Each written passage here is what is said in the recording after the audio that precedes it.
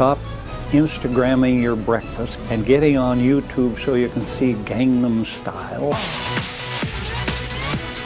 Gangnam Style. And start using those precious social media skills to go out and sign people up. I got a bum knee. Let's get the lasso again, and then the horseback. Who knew that Alan Simpson could dance Gangnam Style? That's part of the cankicksback.org. He's part of this big debate over what to do about the fiscal cliff. We're going to bring in our roundtable now to talk about it all. George Will. Welcome back to George Will. Nobel Prize-winning economist Paul Krugman of the New York Times, ABC's Matthew Dowd, and my favorite oddball, James Carville and Mary Matalin. Thanks all for coming in. So, George, we just heard the lawmakers there as far apart as ever with just 23 days to go. Is there any way out of this? Well, conceptually, obviously, we're dealing here with splittable differences, numbers, how high rates ought to be. We've in our country had really unsplittable differences. Abortion today, expansion of slavery into the territories, differences you really couldn't compromise on. This is doable. The problem, George, is since the Second World War, really through all of American history, our politics has been about allocating abundance. Now we're allocating scarcity, and we're not very good at it. We haven't had much practice. And I would like to postulate that the real problem in the country today isn't the divisions we talk so much about, it's a consensus. As broad as the Republic, as deep as the Grand Canyon, and it is this.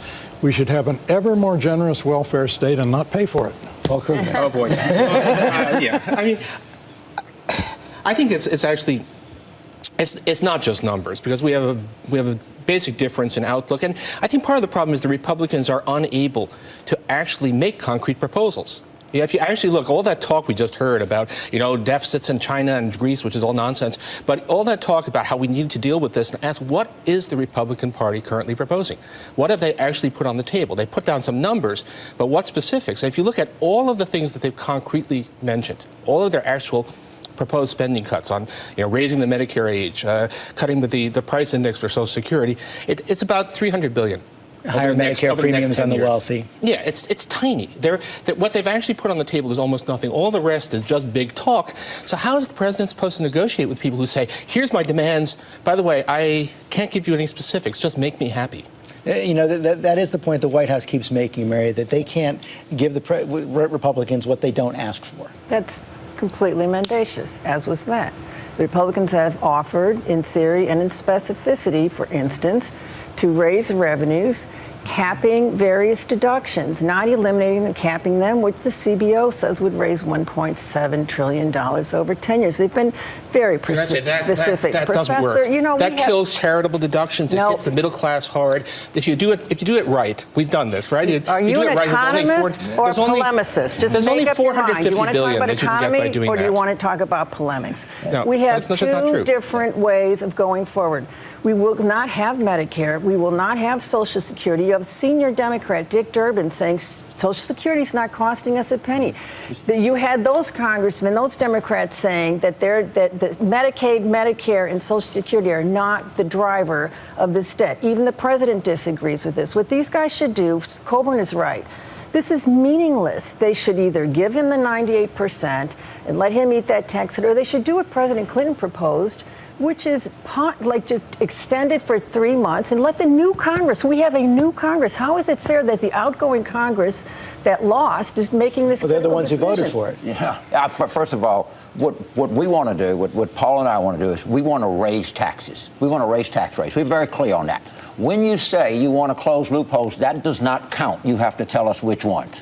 Just a generic thing to say we're going to close loopholes. You're going to close charitable, you're going to close home mortgage, you're going to close state and local deduction, you're going to close local finance. What is it that you're going to do? The generic statement doesn't count. We are very clear about what we want to do. We're not enhancing revenue or anything. We're talking about raising taxes. By the way, one thing that had me mad when Hensarling was talking, you said, well, the president hasn't proposed any specific spending cuts.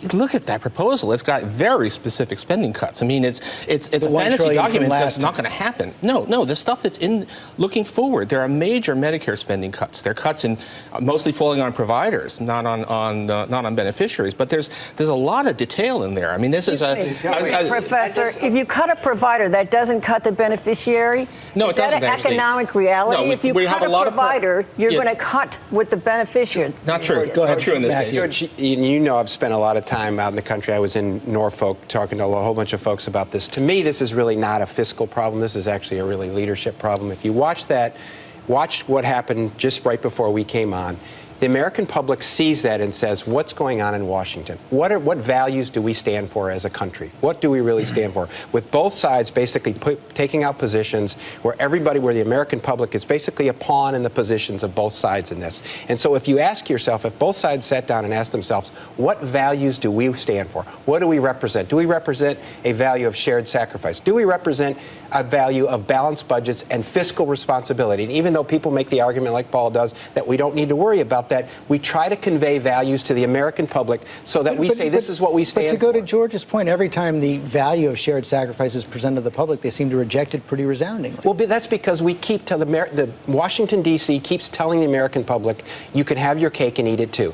We keep saying that it's the American public's fault if they just want all these things, but we as leaders keep telling them the exact same thing we tell them not to do. We tell them it. This is exactly what we're doing. We are giving the American people $10 worth of government and charging them about $6.50 for it. And of course they think it's a good deal. We have made big government cheap.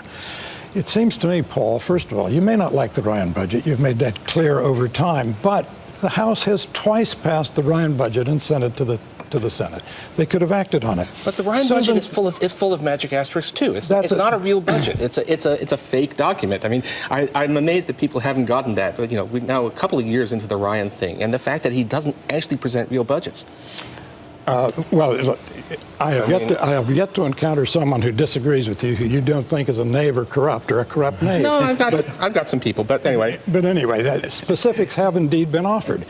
But again, the question is, are the American people ideologically and rhetorically conservative but operationally liberal? We're in the process of calling some bluffs.